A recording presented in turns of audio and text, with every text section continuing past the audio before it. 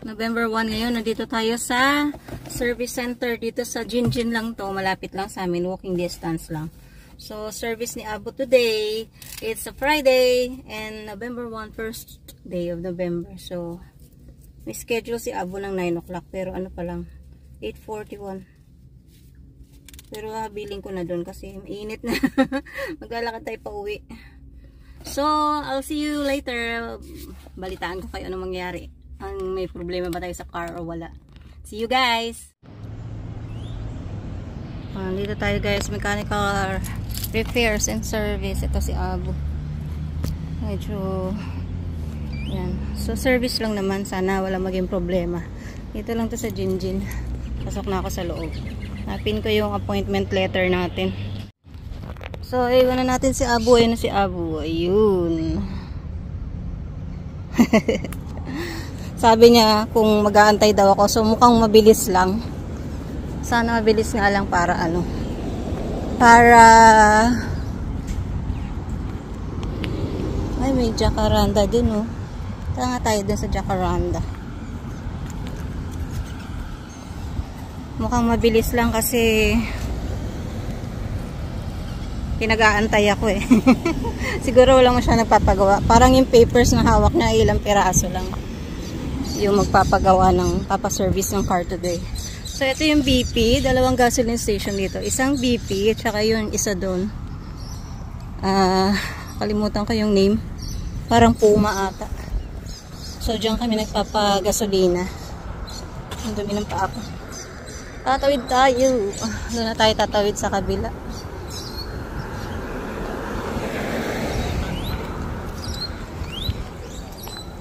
Makakapag-exercise ako. Siguro mga 5 minutes, 10 minutes walk din to. Sayang din. Pero kumain na ako, nag-breakfast na ako, nagkape na ako habang inatid natin si Jenica kanina. Nakapag-biscuit na rin ako yung ano nga yun? Yung binili ko rin sa BP. Monster. Monster biscuit. Meron siyang ano, meron siyang nips. So ito ang beauty ng Jinjin. Ayan.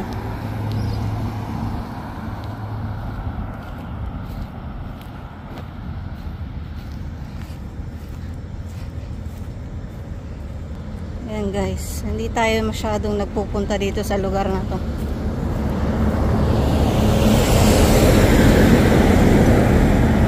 Ay, basa. Ay, guys, doon, banda doon sa dulo. Yung may green na yun. Ay, hindi pa. Doon pa sa kabila. Yun na yung ating bahay. Doon banda. So, ito. Di ba maganda yung paligid?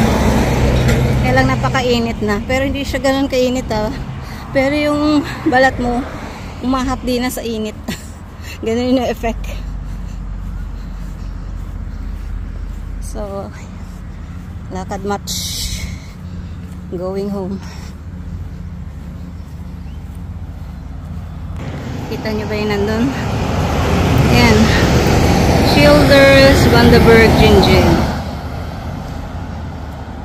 Ayan o.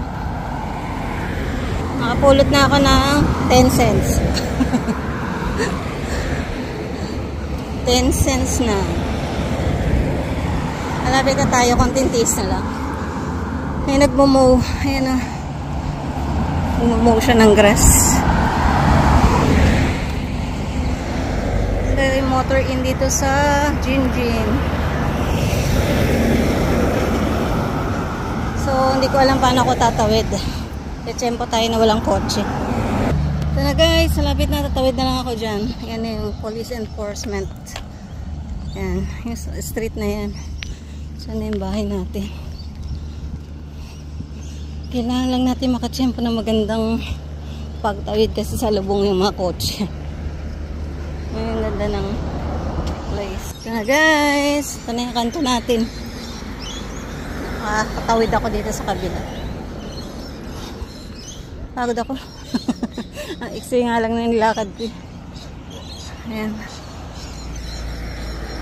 So, ito yung aming mini shop dito. Yan, yung dollar wise. So, safe na ba? Oh, tawid na tayo. So, ayan.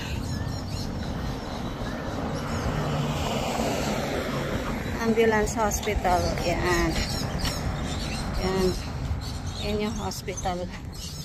Hospital ng Jinjin. So, tawid lang natin.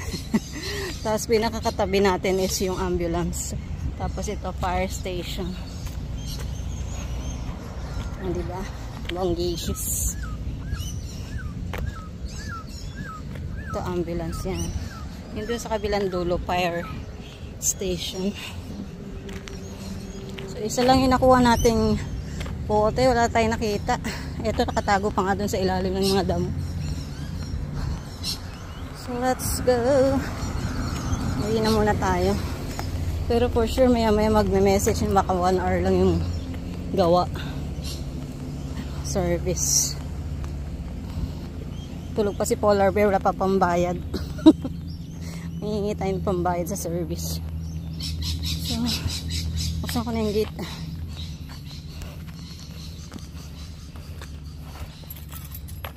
Yan. Buksan natin yung gate. Oop.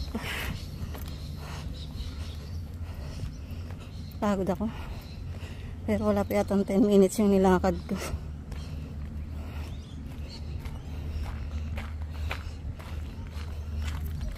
Ayan na.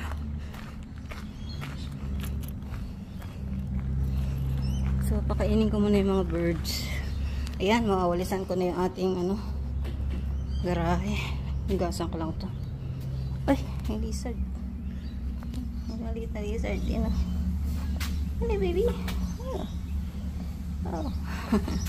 Apakan kita. Hugasan ko to bago ko ilagay sa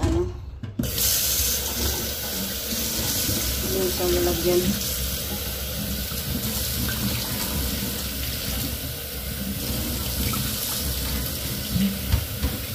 Marami ako nakita nung pauwi ako, kaya lang di ako umihinto kasi tinitipid ko yung gas. Mamaya pa kami magkakarga ng gas. So, pakainin natin yung birds.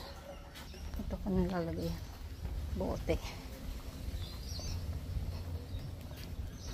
Yan. So, kunti pa lang yan. Wala pa nga yatang $20 eh. Hi guys! Tumawag na message na sila. So, ready na daw si Abo to pick up. Kaya, lakad na tayo papunta doon. Dito tayo sa walkway, sa pathway dadaan. Mainit. Grabe init. Let's go. Ito yung pathway na talagang daanan ng tao. Hindi naanan ko kanina, bawal yun. Matigas lang talaga ulo ko. So, dapat darating si Rita ng 12, pero past 12 na wala pa siya. So, sabi ko, baka kasi holiday, kaya baka late or hindi papasok. Wala daw kasi silang All Saints Day, sabi ni Chard, kaya sabi niya baka dumating. Sabi ko kasi sa Philippines All Saints Day, pero yung iba may pasok, yung iba wala. So let's go. Tingnan natin kung magkano yung service nila. So lakad muna tayo guys. Ayan na guys, si Abu nandun nakapark. Nakapark si Abu.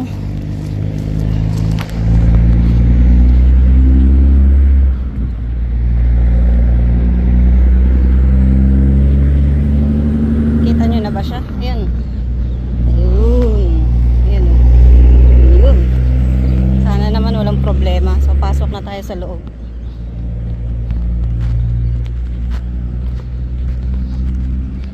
Ayan na.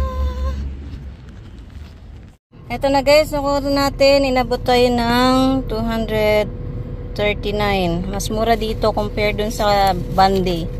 Tapos carry out service, renew engine oil, filter, clean air filter. Ang init.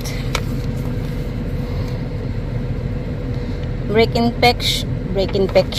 inspection, check tires for uneven wear and damage, check and adjust tire pressures, Check all fluid levels. Inspect cooling system for leaks and wear. Inspect drive belts. Carry out lighting, electrical safety, grease where applicable test, and report battery condition. Renew wiper blades road test. Okay, good.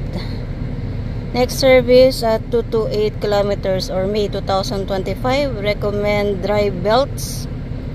Ayan, may top cover leaking, air filter. Next service 3 hour. Ang dami daw papagawa. So pag-iipunan natin yan bago mag-May.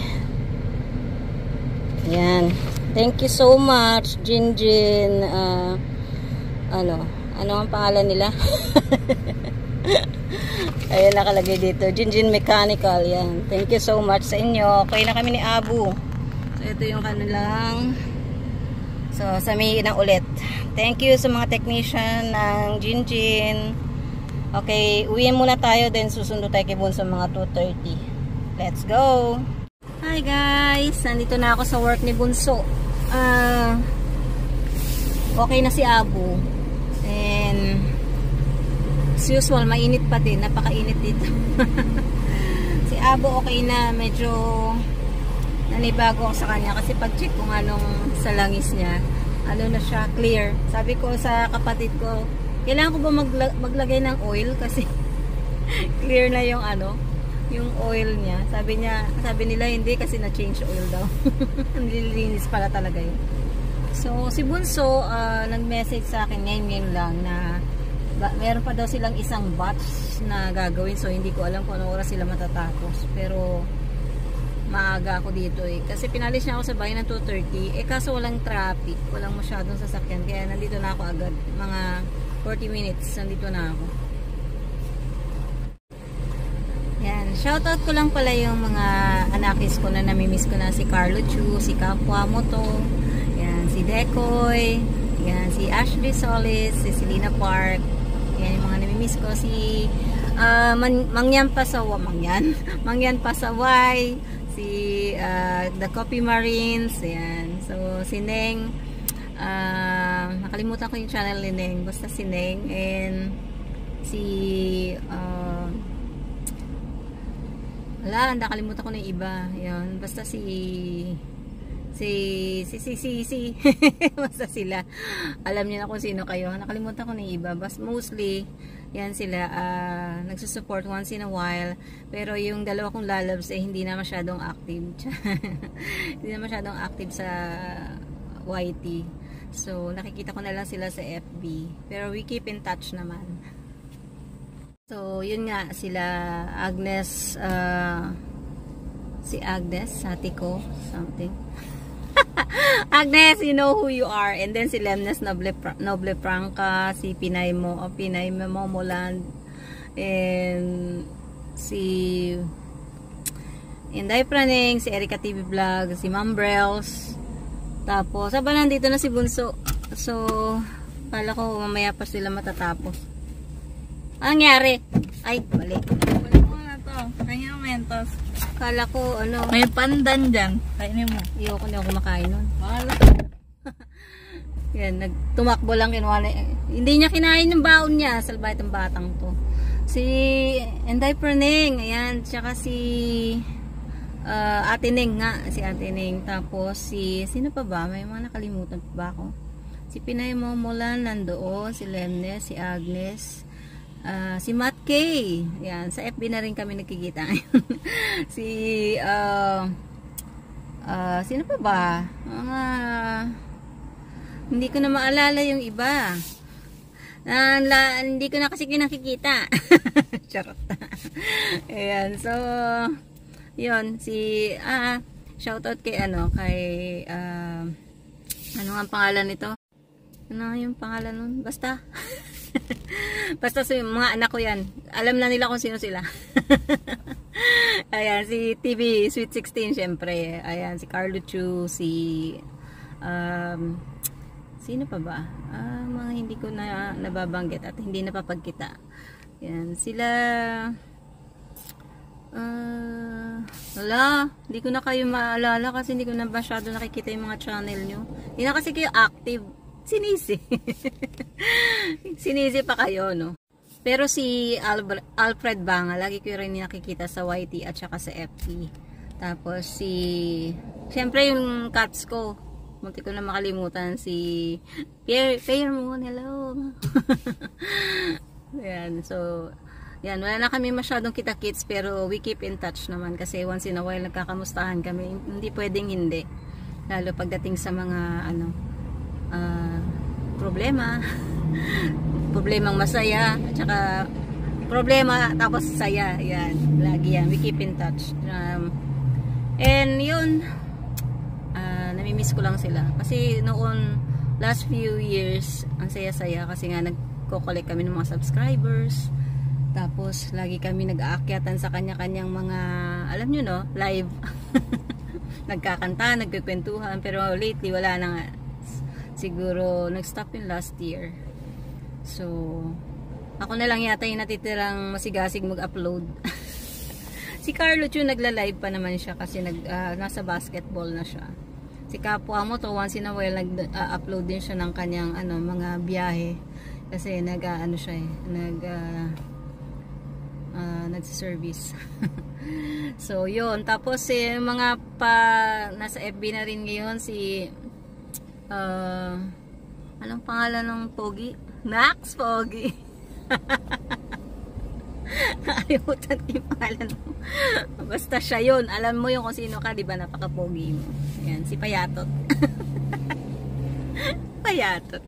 Kasi pag talagang hindi ka na masyadong active, hindi mo nakikita yung mga names nila. So, yan, sila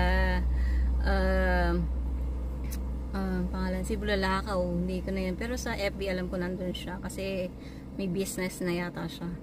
Si RA, yan lang yung lagi kong araw-araw yan. Lang mintis. Naka-BG or once in a while nakakaupo ako sa table ko kaya napapanood ko siya ng buo. And sino pa ba? Si Mambrel. Ayan, yung mga syempre yung aking Titi Host, may like kitchen. So, ano na siya ngayon? Ano nga yun? Channel mo ngayon. Filipina Turkish living in Istanbul. Hindi lang ako mabaloktot ha. Well, namimiss ko lang kayong lahat. So, also known as We Grow as One. So, yun. Yung mga hindi ko nabanggit, alam ko nandyan lang kayo. So, minsan-minsan magkita-kita naman tayo. Yan. Miss ko na kayong lahat.